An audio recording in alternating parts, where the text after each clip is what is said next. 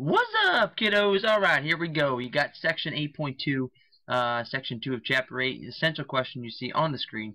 How do you identify the characteristics of similar figures? Well, let's talk about this first. You see the word congruency versus similarity. That word congruency, guys, we have seen a ton throughout the year. And of course, this thing down here is your symbol for congruency. We've seen a bunch as well. Now remember, this part of this congruency symbol, that thing right there, remember it represents this. I'll just type it here, it's easier than me writing with a mouse, I promise you.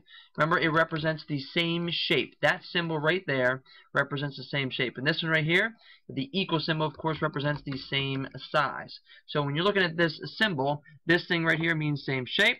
This thing here means same size. So together, that's, remember, what congruency actually meant. Here's the thing, though. Similarity is not talking about things being same size, same shape. Remember, congruent meant if we took two triangles and put them on top of each other, they were side for side, point for point, angle for angle, exactly right on the money. No ifs, ands, or buts. That's congruent. Similarity just means this. You just take this and say, bam. We're not talking about them being the same size anymore. Who cares? We're talking about them just having the same shape. And that symbol, you got it, goes along with it. That thing right there, this guy right there, that symbol, the old similarity symbol, that thing right there, that is your symbol for similarity. So we'll talk about those things here in a little bit. Oh, I wanted to give you a little heads up. Anytime you see this little guy on the screen, as I'm doing these videos, it is meaning to you that it is important enough to write down.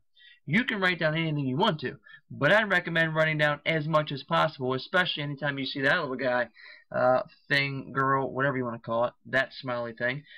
Write down some notes. So as you see, here's the next slide.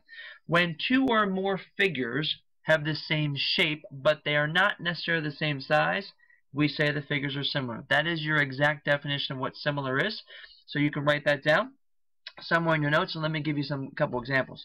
So you see here's two stars. You got one smaller on the left right over here.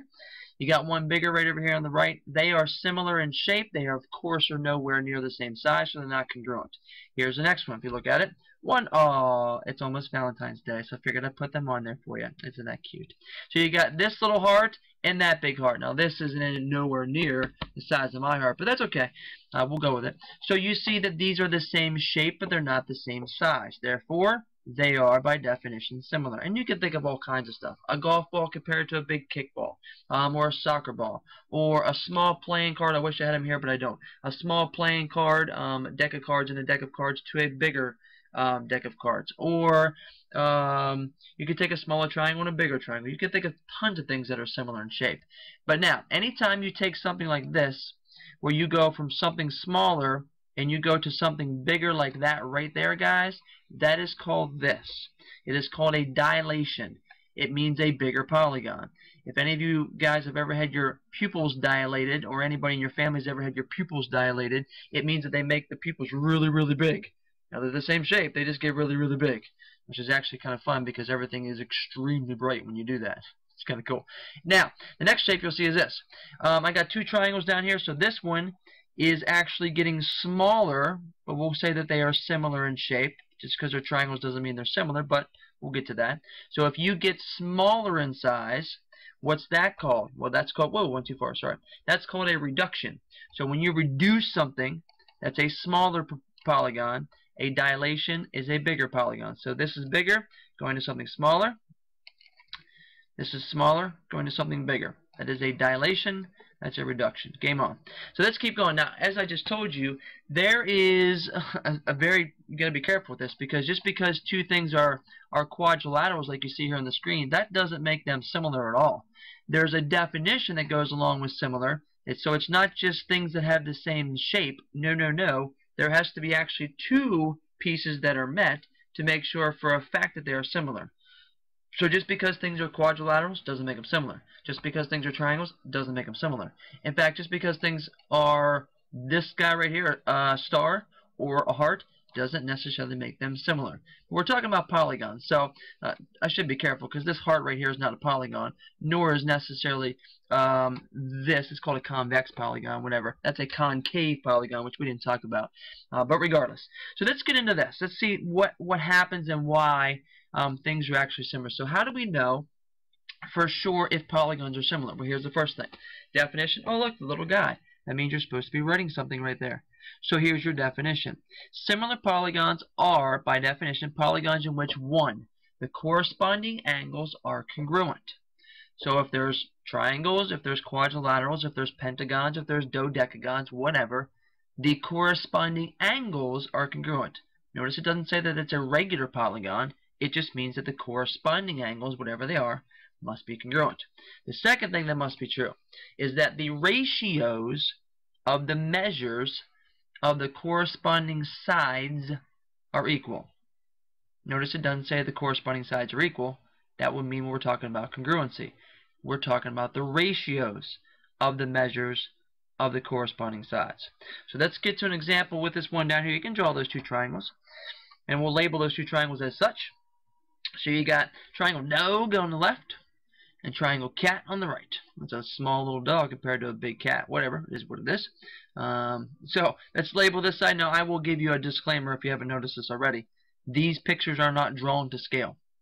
So let's go with the fact that these numbers are here, and we'll see how this kind of plays out in terms of this definition right here of similar polygons. So we're going to check these two things. First of all, we're going to check to make sure that the corresponding angles are congruent. Oh, check they are. And I don't have the exact tick marks in there because I wasn't able to draw them with my mouse. It was weird to kind of draw them. But anyways, so let's say that this little dot and that little dot. So we got D congruent to C, wonderful. We got O congruent to A, wonderful. We got angle G congruent to angle T, again, wonderful. So the question is, do we know if these triangles are similar or not? Well, so far, we've got one checked. We just got to check to see if this one right here, guys, works as well, because if it does, game on. We're talking about two triangles that are similar. Well, how do you check the ratios? Well, we make some ratios, and we find out whatever the corresponding sides are. According to the way that these things are on the picture, I need to give myself more room. How do I do this? Hold on. So let me slide this thing down a little bit so you'll see. Okay, so how do I do this? How do I find the ratios or the measures of the corresponding sides? Well, let's just take the corresponding sides and do it.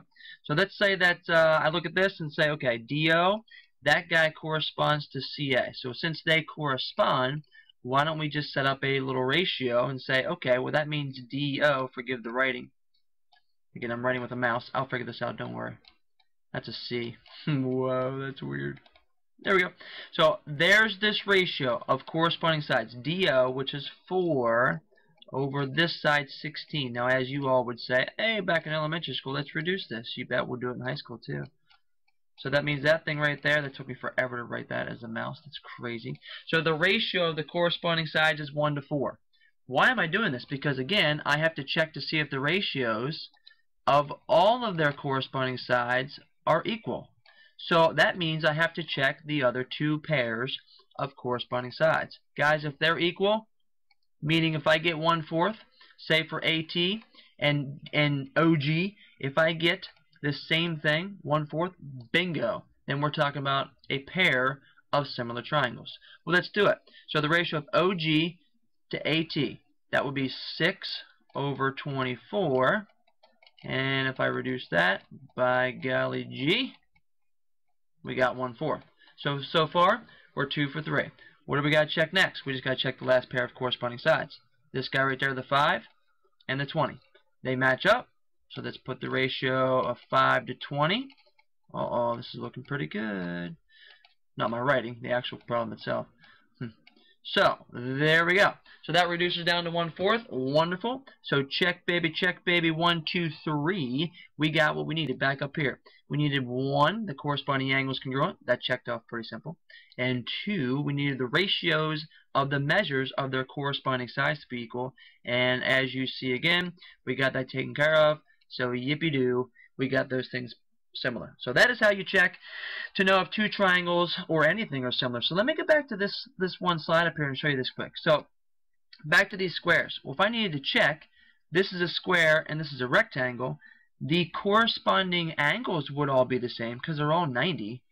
But if we're talking about a square, let's say that this is 4, and if it's a square, that means they're all 4. So that's 4, this is 4, and this is 4. And let's say that this is also 4, and this is 4, but it's a rectangle. So let's say that this whole thing up here is, I don't know, let's make it 12. And let's make this one down here 12. Well, if I check their corresponding sides and their ratios, and I match these up, that right there would be a 4 to 4, or a 1 to 1 ratio, or just 1. That's great. But if I check, I'll change colors.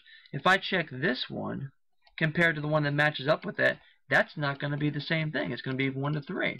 So 4/12 reduces to 1 to 3. So since this ratio and this ratio are not equal to each other, then those triangles are not similar. Can't be. So that's how you know if two triangles, or I said triangles, sorry, two quadrilaterals. Doesn't matter the actual polygon or the figure itself, but that's the only way that you can know for sure if things are similar. And we're talking polygons in this chapter, so you got to make sure both of those are true. So there you go. See you in class. We're going to rock and roll. Peace.